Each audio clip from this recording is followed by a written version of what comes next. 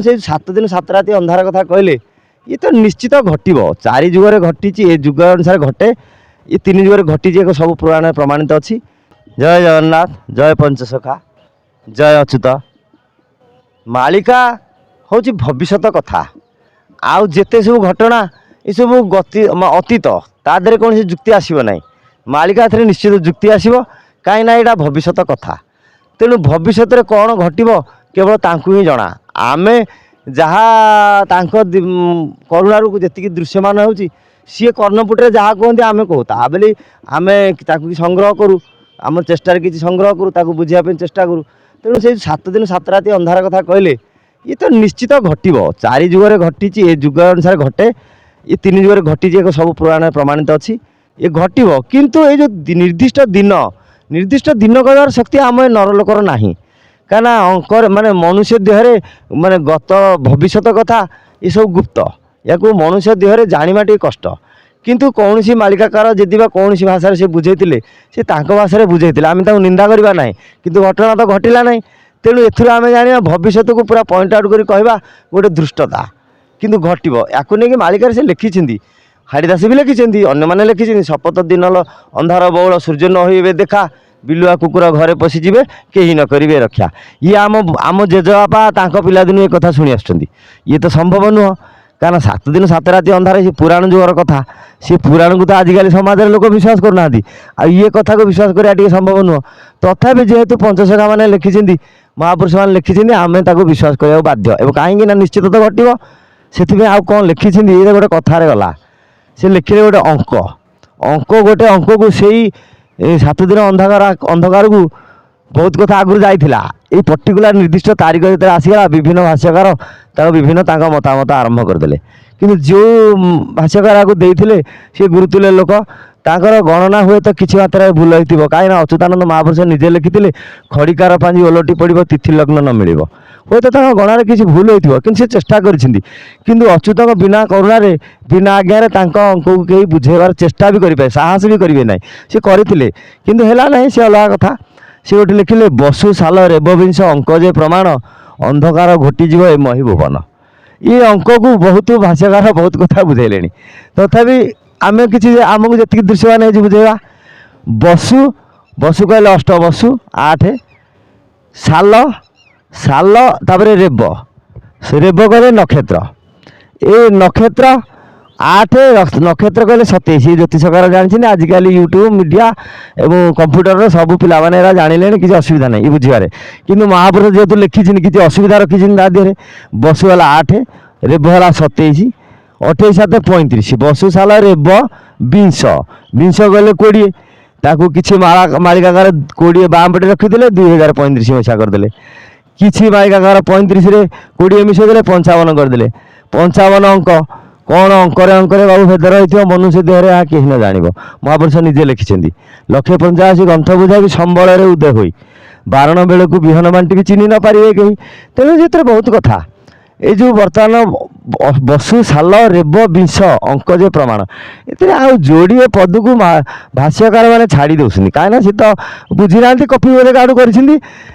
बसु कहले तो 8 कहले रेब कहले 27 अंक बसु साल मझे गोटे लगिला सालर भाषा साल कहले है 2 बसु साल रेब ये 35 2 37 विंश कहले 20 57 तापर महापुरुष बहुत बंकाटे लिखिं भक्त मान जानूवा लोक बंकई देवाई लिखिले बसु साल रेब विंश अंक जे प्रमाण अंक कहले 2 तेणु ये 59 आ गोटे 59 अंक चली जो मैंने मालिकाकार जो मैंने महापुरुष संस्पर्श आसती कथा को शुणती आग पचे विचार करती अनुभव करती से या बुझीपारे 59 अंकटा कौटी अच्छी तेणु 59 अंक गजपति अंक चली जाए 59 पलि जाए सब साल मसीहार से बाकिया अच्छी 59 मसीहा बाकिया अच्छी एपटे 2035 ये हिसाब से बाकी अच्छी ये है अंक या गोटे लिखिले मीन कृष्ण चतुर्दशी शुक्र जे बासर सी मीन मास हो कृष्ण पक्ष हो चतुर्दशी दिन हो शुक्रवार हो से दिन ही 7 दिन 7 राति अंधार हम एपटे लिखिले अंक ସେପଟେ ଲେଖିଲେ ମୀନ, ଏପଟେ ପୁଣି ସବୁ ଘଟଣା ମୀନ ଶନି ଭୋଗ ବେଳେ ବି ହେବ।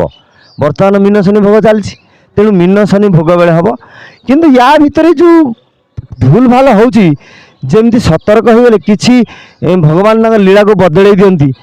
ଆଉ ସଦାବେଳେ ସବୁ ମାନେ ରାମ ରାବଣ ଯୁଦ୍ଧରେ ବି ରାମଚନ୍ଦ୍ରକୁ ରାବଣକୁ ମାରିବା ପାଇଁ 2-3 ଥର ବି ଅପେକ୍ଷା କରିବାକୁ ପଡ଼ିଥିଲା। ତେଣୁ ମହାଭାରତ ଯୁଦ୍ଧରେ ପାପୀମାନଙ୍କୁ ନିର୍ଦ୍ଦିଷ୍ଟ ଭାବରେ ସେ ଗୀତାରେ ଅର୍ଜୁନକୁ ବୁଝେଇଲେ, ପାପୀମାନଙ୍କୁ ମାରି ସାରିଛି, ତାଙ୍କର ଦିନବାର ଥୟ କରିସାରିଛି, ତଥାପି ତାଙ୍କୁ ଅପେକ୍ଷା କରିବାକୁ ପଡ଼ିଲା। ତେଣୁ ଏ ଜିନିଷରେ କିଛି ଓଲଟ ପାଲଟ ହେବ, କିନ୍ତୁ ନିଶ୍ଚିତ ଘଟିବ। ଏଥିରେ ଘଟିବା ପାଇଁ ପୁରା ସବୁ ରାସ୍ତା କ୍ଲିଅର, ସବୁ ପ୍ରମାଣ ଦିଆସରିଛି, ସବୁ ପ୍ରମାଣ ହିସାବ ସରିଛି, ଏଥିରୁ ସନ୍ଦେହ ନାହିଁ। 7 ଦିନ 7 ରାତି ଘଟିବ। ହେଲେ ଆମେ ଯେଉଁ କହୁଛେ ତାରିଖ ଜାଣିଦେବା, ତାରିଖ ଜାଣିଲେ କ'ଣ ଆମେ ଲାଇଟ୍ କରିଦେବା ନା ଆମେ ରକ୍ଷା ପାଇଯିବା? ଯାହା ହେବ ବାବୁ, ମାନେ ଶକ୍ତି ନାହିଁ କାହାର ଏହି ଜଗତେ, ନିୟତିକୁ ନେବ ନିଜ ଇଚ୍ଛା ମତେ। ତେଣୁ କାହାର ଶକ୍ତି ନାହିଁ, ଯାହା ହେବ ତାହା ବିଧି ନିର୍ଦ୍ଦିଷ୍ଟ। କାହିଁକିନା ମୁଁ କହୁଛି ବୋଲି ମୋର କଥା ନୁହେଁ, ଇଏ ପୂର୍ବ ଖଞ୍ଜି ଅଛି ଧାତା।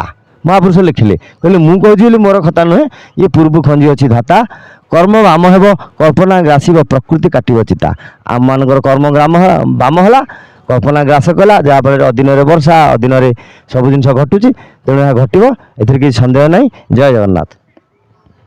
ରାତି ଉପରେ ଆମର କୌଣସି ସନ୍ଦେହ କରିବାର ନାହିଁ।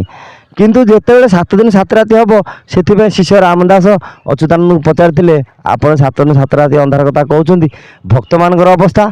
ନା ମୁଁ ଯେଉଁଠି ଚାହିଁବି ମାନେ ଗଛ ଉପରେ ପର୍ବତକୁ ଦେଇପାରେ, ସମୁଦ୍ରରେ ପର୍ବତ ବି ଭାସିପାରେ। ତେଣୁ 7 ଦିନ 7 ରାତି ଅନ୍ଧାର ଭିତରେ ଭକ୍ତମାନଙ୍କୁ ମୁଁ ଠିକ୍ ଘଣ୍ଟ ଘୋଡ଼େଇ ରଖିବି। ତାଙ୍କମାନଙ୍କ ପାଇଁ ବିଭିନ୍ନ ଔଷଧ ପତ୍ର, ବିଭିନ୍ନ ଚେରମୂଳି କେମିତି ଦୃଶ୍ୟମାନ ହେବ, ସେମାନେ କେମିତି ଚଳିବେ, ସବୁ ବିଭିନ୍ନ ଗ୍ରନ୍ଥରେ, ପଟ୍ଟାମଡ଼ାଣରେ, ପଦ୍ମକଳ୍ପ ଟୀକାରେ, ମହାଗୁପ୍ତ ପଦ୍ମକଳ୍ପରେ ଲେଖାଯାଇଛି। ମୁଁ ବର୍ଣ୍ଣନା କରିଛି ବୋଲି ଅଚ୍ୟୁତାନନ୍ଦ ନିଜେ କହିଛନ୍ତି। ଆଚ୍ଛା, 7 ଦିନ 7 ରାତି ଉପରେ ଯେଉଁ ପ୍ରଶ୍ନ ଉଠୁଛି ଆଜିକାଲିର ବିଜ୍ଞାନ ଯୁଗର ପିଲାମାନେ, 7 ଦିନ 7 ରାତି କେମିତି ସମ୍ଭବ ହେବ? ଆଉ ପୁରାଣ ଯେହେତୁ ମାଳିକା ପୁରାଣ ବର୍ଣ୍ଣିତ ମହାପୁରୁଷ ଏବଂ ଠାକୁରଙ୍କ ଜିନିଷ, ତେଣୁ ଇଏ 7 ଦିନ 7 ରାତି 3 ଯୁଗରେ ହେଇଥିଲା। ତାର ପ୍ରମାଣ ପୁରାଣରେ ଅଛି। ମୁରାସୁର ଯୁଦ୍ଧ ବେଳେ 7 ଦିନ 7 ରାତି ଅନ୍ଧାର ହେଇଥିଲା ସତ୍ୟ ଯୁଗରେ। ଆଉ ଲକ୍ଷଣ ସତୀଭେଦ ଏବଂ ସତୀ ଅନୁସୟ ଆମର ନମରୁପତି ନପାହୁ ରାତି, 1 ରାତି ଏବଂ ଶପଥ ରାତି ସେ ସମୟରେ ହେଇଥିଲା। ଆଉ ଯେତେବେଳେ ଭଗବାନ ଶ୍ରୀକୃଷ୍ଣ ଜରାସନ୍ଧ ସାଥିରେ ଯୁଦ୍ଧ କରିଥିଲେ, ସେତେବେଳେ ବି 7 ଦିନ 7 ରାତି ଅନ୍ଧାର ହେଇଥିଲା। ତେଣୁ ଯୁଗକୁ ଯୁଗ ଏହି ମତେ ପରମାନନ୍ଦ ଏ ଜଗତେ, ନିଶ୍ଚିତ କଳିଯୁଗରେ 7 ଦିନ 7 ରାତି ଅନ୍ଧାର ହେବ। ଏଥିରେ ଆମର କିଛି କହିବାର ନାହିଁ କି କିଛି କରିପାରିବାର ବି ନାହିଁ। ତେଣୁ ଏଥିରେ ଆମେ ଭୟ କରିବାର କାହିଁ ଅଛି? ଯାହା ବିଧିର ବିଧାନ ତାହା ନିଶ୍ଚିତ ହେବ। ଜୟ ଜଗନ୍ନାଥ।